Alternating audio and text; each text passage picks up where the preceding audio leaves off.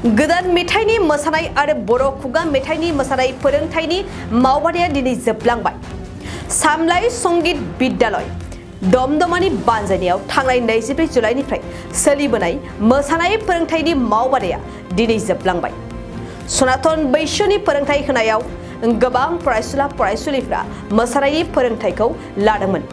माखासे साननि हाबाफारिजों मोसानाय फोरोंथायनि मावबादायाव गोबां फरायसाफोरा बाहागो लायो आरो फरायसाफोरा गाव गावनि फोरोंथायखौ लानाय नुनो मोनदों।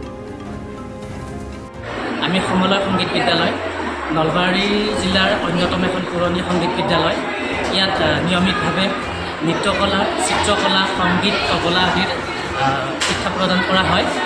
আমাৰ অনুষ্ঠানটোৰ এটা বিশেষ বৈশিষ্ট্য যে আছে, আমি লোককৃষ্টিসমূহক উদ্ধাৰ কৰা এটা মানসিকতা আছে আৰু সেই এটা উদ্দেশ্য আগত ৰাখি আমি সমলয় সংগীত বিদ্যালয়ে এইবাৰ ঠিক কৰিছোঁ যে বড়োসকলৰ যি লোকনৃত্য, সেই লোকনৃত্যৰ আমি কৰ্মশালাৰ জৰিয়তে নৃত্যাৰুসকলক পৰিচয় কৰাই আৰু সেই উদ্দেশ্যেৰে যোৱা 24 জুলাইৰ পৰা আমি ইয়াতে সমলয় সংগীত বিদ্যালয় ধমধমাত বড়োসকলৰ বাগৰুম্বা লোকনৃত্যৰ কৰ্মশালা আয়োজন কৰিছোঁ আৰু বৰ্তমান চলি আছে। আৰু পৰৱৰ্তী পৰ্যায়ত আমি অসমৰ বিভিন্ন লোকনৃত্যসমূহৰ কৰ্মশালা অনুষ্ঠিত কৰাৰো মানসিকতা ৰাখি থৈছোঁ।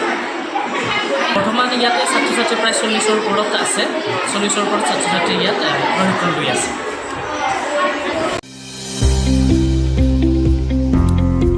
सोलोंथाइ बोसोर 2023-24 नि थाखाय फरायसाफोरनो गोदानै मुं थिसननाय लानानै फैदों क'क्राझारनि डक्टर सभा ब्रह्म मिउजिक आरो फाइन आर्ट्स कलेजआ। क'क्राझार सहरजों नांजाबनाय हाब्रुबारियाव थानाय बिटिआरनि गंसेल' डक्टर सभा ब्रह्म मिउजिक आरो फाइन आर्ट्स सरकारि कलेजआव दायो फरायसाफोरनि गोदानै मुं थिसननाया अनलाइननि गेजेरजों सोलिगासिनो। फरायसाफोरा क'क्राझार मिउजिक एन्ड फाइन आर्ट्स.in वेबसाइटआव थांनानै मुंखौ थिसननो हागोन। 12 थाखो उद्रिसारनाय फरायसाफोरा bachelor of fine arts, bachelor of music आयदानि थाखाय मुं थिसननो हागोन। बे सरकारि कलेजआव मोजां सोलोंथाइजों लोगोसेयैनो हौवासा हिन्जावसाफोरनि थाखाय आलादा आलादायै हस्टेलनि खाबुबो दं।